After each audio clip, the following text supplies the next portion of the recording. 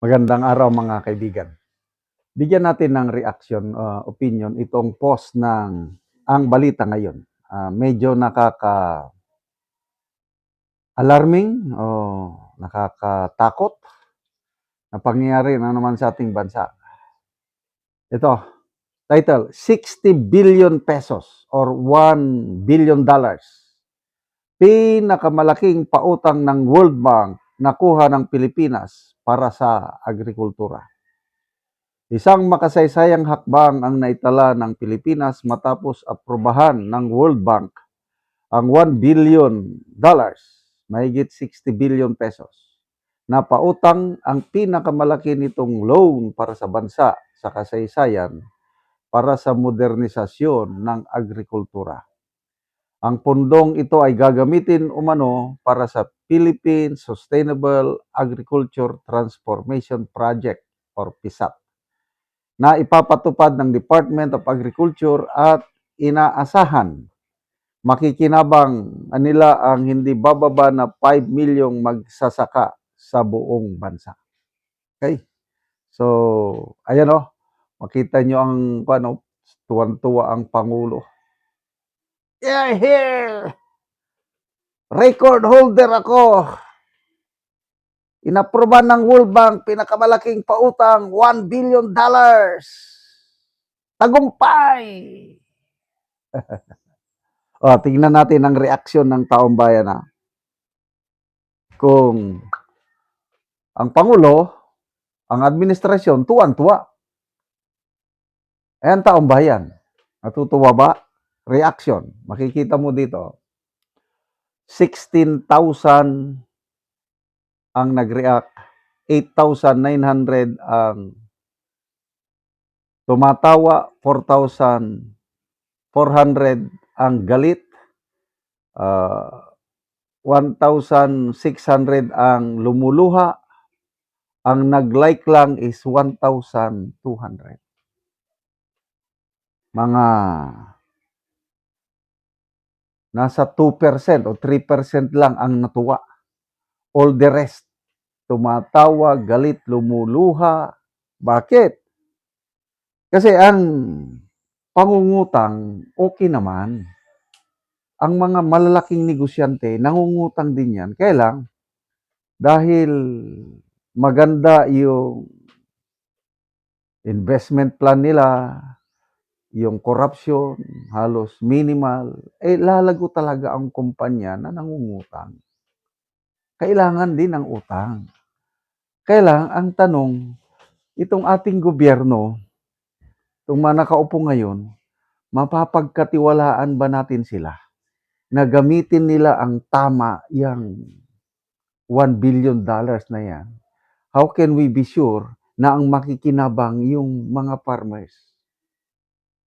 Kung ako yung tatanungin, wala na akong tiwala sa gobyerno nito.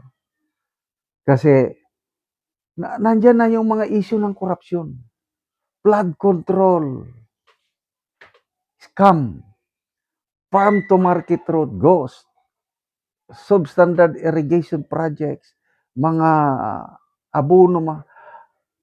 Ako, I have so much experience in dealing with farmers.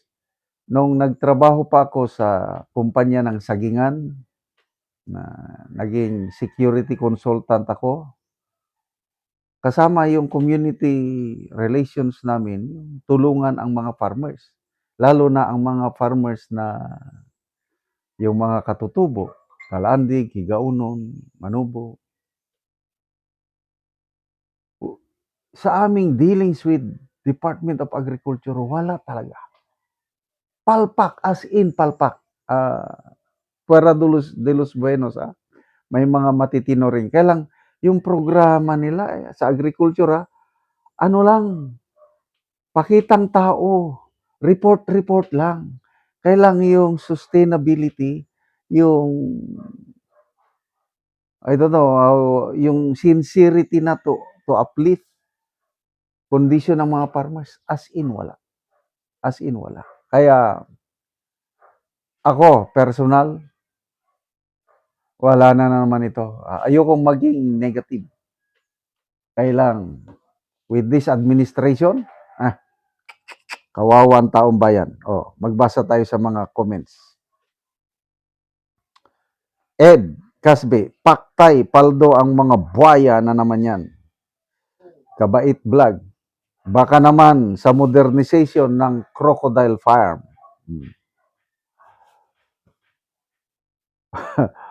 Ito, mayroong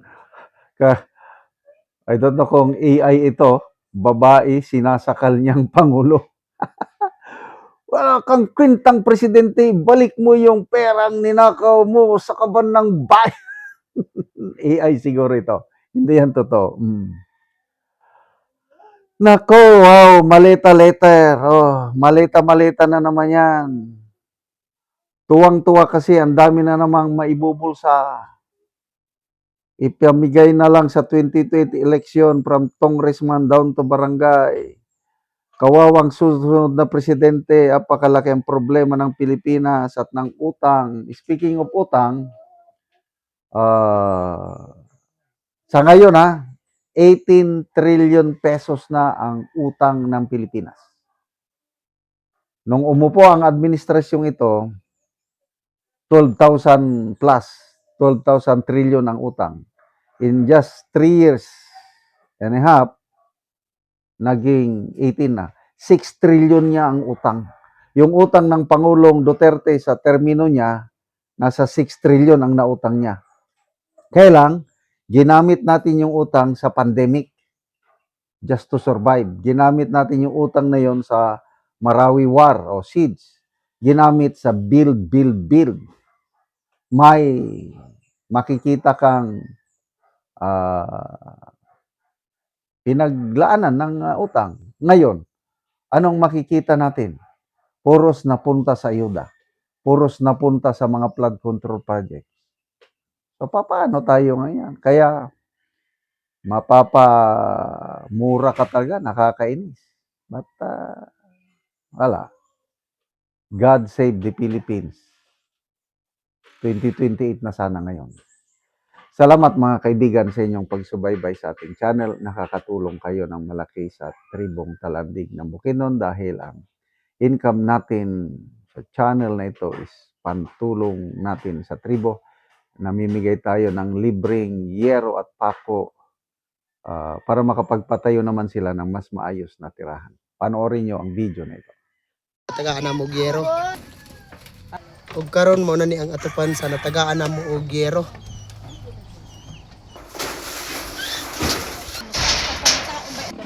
Wakad lang. Mga dati at saluha na na sila. Huling insurance. Huling sa nanay na talang niya ang oras. Ni, awayan.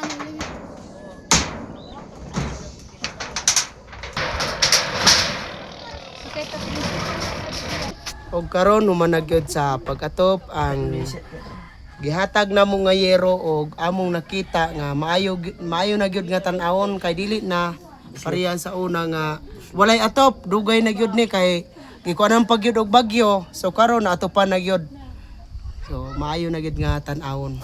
Salamat sa Ginoo nga natagaan yung sin kung wala ang kini pastor. Salamat kayo sa tabang gihatag nga sin sa amo kay ug wala ang tabang nga daan ba ito akong atop sa una then tapos gibagyoan pa gyud then kung wala ang tabang wala gyud mi atop dili mi nani karon ang akong atop nga tsada kung wala ang yung gihatag nga yero. So mura to, salamat. So pila na dayto ka tuig ang imong atop nga Katuig.